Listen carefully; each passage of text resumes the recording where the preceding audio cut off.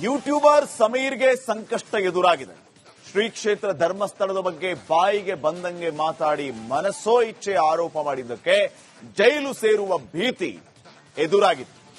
ಇನ್ನೇನು ಮೊಹಮ್ಮದ್ ಸಮೀರ್ ಅರೆಸ್ಟ್ ಆಗ್ತಾನೆ ಅನ್ನುವಷ್ಟರಲ್ಲಿ ಪ್ರಕರಣಕ್ಕೆ ಟ್ವಿಸ್ಟ್ ಸಿಕ್ಕಿದೆ.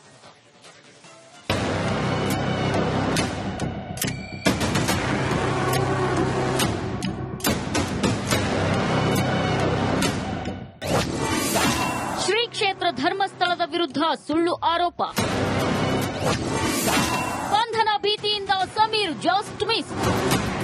ಎಂಡಿ ಸಮೀರ್ ಧರ್ಮಸ್ಥಳವನ್ನೇ ಟಾರ್ಗೆಟ್ ಮಾಡಿ ಪದೇ ಪದೇ ವಿಡಿಯೋ ಮಾಡಿ ಶ್ರೀ ಕ್ಷೇತ್ರದ ಹೆಸರಿಗೆ ಕಪ್ಪು ಮಸಿ ಬಳಿಯಲು ಯತ್ನಿಸಿದ್ದ ಅಂತ ಹಿಂದೂಗಳು ಕೆಂಡ ಕಾರುತ್ತಿದ್ರು.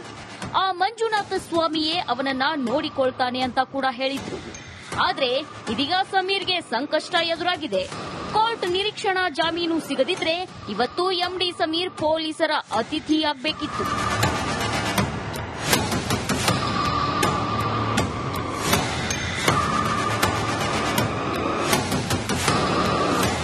ಧರ್ಮಸ್ಥಳದಲ್ಲಿ ನೂರಾರು ಶವಗಳನ್ನ ಹೂತಿದ್ದೇನೆ ಅಂತ ಅನಾಮಿಕನೊಬ್ಬ ನೀಡಿರೋ ದೂರು ದಿನೇ ದಿನೇ ಭಾರಿ ಟ್ವಿಸ್ಟ್ ಪಡೆದುಕೊಳ್ತಿದೆ. ಈಗಾಗಲೇ ಈ ಪ್ರಕರಣ ಸಂಬಂಧಿಸಿ ಸರ್ಕಾರ ಎಸ್ಐಟಿ ತಂಡವನ್ನ ನಿಯೋಜಿಸಿ ಕಾರ್ಯಾಚರಣೆ ನಡೆಸಿದೆ. ನಂತರ ಧರ್ಮಸ್ಥಳ ಠಾಣೆಗಳಲ್ಲಿ ಎಸ್ಐಟಿ ನಿಯೋಗಕ್ಕೆ ಹಲವಾರು ದೂರುಗಳು ಬಂದಿವೆ. ಅದರಲ್ಲೂ ಈ ಪ್ರಕರಣದ ಪರ ಹೋರಾಟಗಾರರಾದ ಮಹೇಶ್ ಶೆಟ್ಟಿ ತಿಮ್ರೋಡಿ, ಯೂಟ್ಯೂಬರ್ ಸಮೀರ್ ಎಂಡಿ ವಿರುದ್ಧವೂ ದೂರು ದಾಖಲಾಗಿತ್ತು.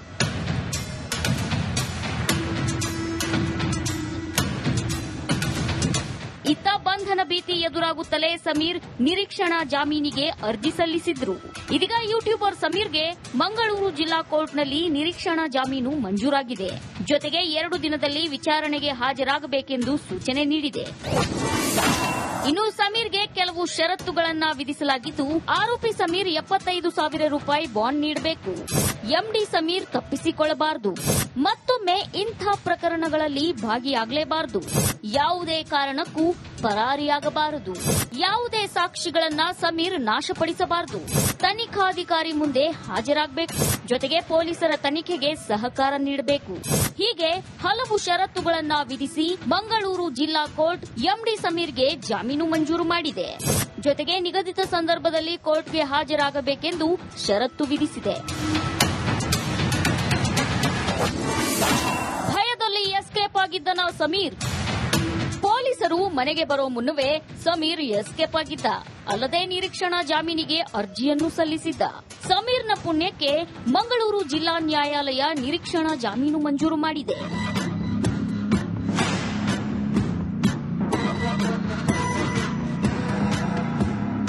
ಆ ಹುಡುಗ ಸಿಕ್ತಾನೂ ಇರ್ಲಿಲ್ಲ. ಎಲ್ಲ ಹೊರಗಡೆ ಹೋಗೋರು ಏನೋ ಅವ್ರು ಸಿಕ್ಕಿಲ್ಲ ನಮ್ಗೆ. ಅವ್ರ ಜೊತೆ ನಾವು ಮಾತು ಇಲ್ಲ. ನಾವು ಫ್ಯಾಮಿಲಿ ಈಗ ಎಲ್ಲರೂ ಸ್ವಲ್ಪ ಕನ್ನಡ ಎಲ್ಲರಿಗೂ ಬರಲ್ಲ ಸರ್. ಇಲ್ಲೆಲ್ಲ ಎಲ್ಲ ತಮಿಳವ್ರು ಕೇಳೋದವ್ರು, ನಾವು ಮಂಡ್ಯದವರು. ಹಂಗಾಗಿ ಯಾರ ಜೊತೆನೂ ಕ್ಲೋಸ್ ಇಲ್ಲ. ಒಂದು ಹುಡುಗಿರು 3 ಜನ ಹುಡುಗಿರು 3 ಹುಡುಗರು ಎಲ್ಲ 9 ಮನೆ ಐತೆ. ಆ ಮನೇಲಿ ಇರೋರು ಯಾರು ಕ್ಲೋಸ್ ಇಲ್ಲ ನಮ್ಗೆ ಯಾರನ್ನು. ಈಗ ಅಮ್ಮ ಮಗ ಏನು ಎಷ್ಟೊತ್ತಿಗೆ ಬರೋನು ಹೋಗೋನೇನು ಗೊತ್ತಿಲ್ಲ ಸರ್. ಅವ್ರು ಯಾವಾಗ ಬರ್ತಿದ್ರು ಯಾವಾಗ ಹೋಗ್ತಿದ್ರು. ಆ ಹುಡುಗನ ಅವ್ರ ಅಮ್ಮ ಸಿಕ್ಕೋರು ಯಾವಾಗ್ಲೂ ಅವ್ರನ್ನ ಕೆಳಗಡೆ ನಾವು ಮೇಲೆ ಹೋದ್ರೆ ಪಾಪನ್ ಬಿಡಕ್ಕೆ ಮತ್ತೆ ಕರ್ಕೊಂಡೋಗ್ ಕಷ್ಟ ಕೆಳಗಡೆ ಮೇಲೆ ಅಷ್ಟು ಕಾಂಟ್ಯಾಕ್ಟ್ ಇಲ್ಲ. ಹುಡುಗನ್ ನೀವು ನೋಡ್ಲೇ ಇಲ್ಲ? ಅಲ್ಲ ನೋಡಿದೀವಿ, ಇಲ್ಲ ಅಂತಲ್ಲ. ನಮ್ಗೂ ಅವ್ರಿಗೂ ಮಾತಾಡಿಸ್ತಿರ್ಲಿಲ್ಲ ಕಾಂಟ್ಯಾಕ್ಟ್ ಅಲ್ಲಿ.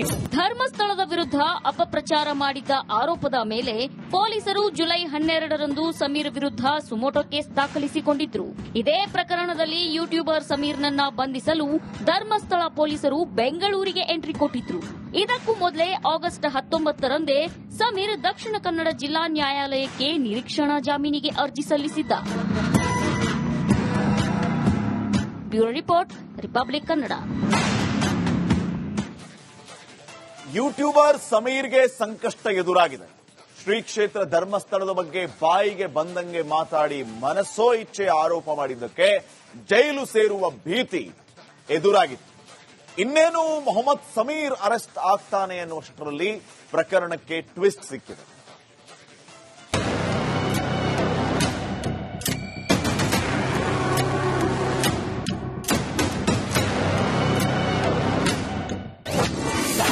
ಶ್ರೀ ಕ್ಷೇತ್ರ ಧರ್ಮಸ್ಥಳದ ವಿರುದ್ಧ ಸುಳ್ಳು ಆರೋಪ. ಬಂಧನ ಭೀತಿಯಿಂದ Sameer just miss. MD Sameer ಧರ್ಮಸ್ಥಳವನ್ನೇ ಟಾರ್ಗೆಟ್ ಮಾಡಿ ಪದೇ ಪದೇ ವಿಡಿಯೋ ಮಾಡಿ ಶ್ರೀ ಕ್ಷೇತ್ರದ ಹೆಸರಿಗೆ ಕಪ್ಪು ಮಸಿ ಬಳಿಯಲು ಯತ್ನಿಸಿದ್ದ ಅಂತ ಹಿಂದೂಗಳು ಕೆಂಡ ಕಾರುತ್ತಿದ್ರು. ಆ ಮಂಜುನಾಥ ಸ್ವಾಮಿಯೇ ಅವನನ್ನ ನೋಡಿಕೊಳ್ತಾನೆ ಅಂತ ಕೂಡ ಹೇಳಿದ್ರು. ಆದ್ರೆ ಇದೀಗ ಸಮೀರ್ಗೆ ಸಂಕಷ್ಟ ಎದುರಾಗಿದೆ. ಕೋರ್ಟ್ ನಿರೀಕ್ಷಣಾ ಜಾಮೀನು ಸಿಗದಿದ್ರೆ ಇವತ್ತು ಎಂಡಿ ಸಮೀರ್ ಪೊಲೀಸರ ಅತಿಥಿಯಾಗಬೇಕಿತ್ತು.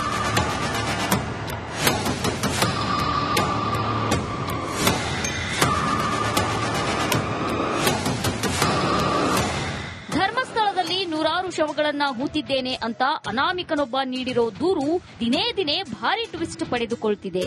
ಈಗಾಗಲೇ ಈ ಪ್ರಕರಣ ಸಂಬಂಧಿಸಿ ಸರ್ಕಾರ ಎಸ್ಐಟಿ ತಂಡವನ್ನ ನಿಯೋಜಿಸಿ ಕಾರ್ಯಾಚರಣೆ ನಡೆಸಿದೆ.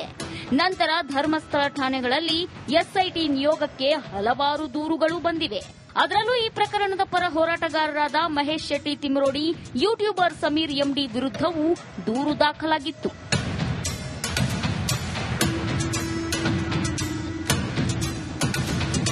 ಇತ್ತ ಬಂಧನ ಭೀತಿ ಎದುರಾಗುತ್ತಲೇ ಸಮೀರ್ ನಿರೀಕ್ಷಣಾ ಜಾಮೀನಿಗೆ ಅರ್ಜಿ ಸಲ್ಲಿಸಿದ್ರು.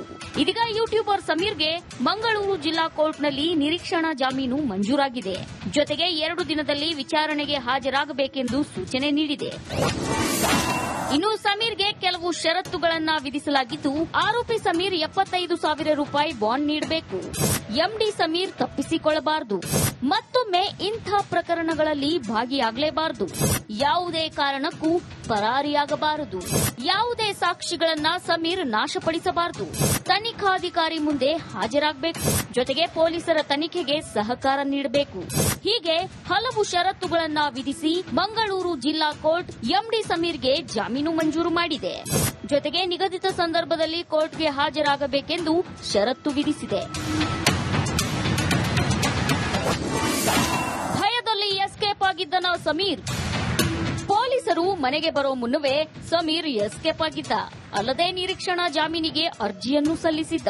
ಸಮೀರ್ನ ಪುಣ್ಯಕ್ಕೆ ಮಂಗಳೂರು ಜಿಲ್ಲಾ ನ್ಯಾಯಾಲಯ ನಿರೀಕ್ಷಣಾ ಜಾಮೀನು ಮಂಜೂರು ಮಾಡಿದೆ.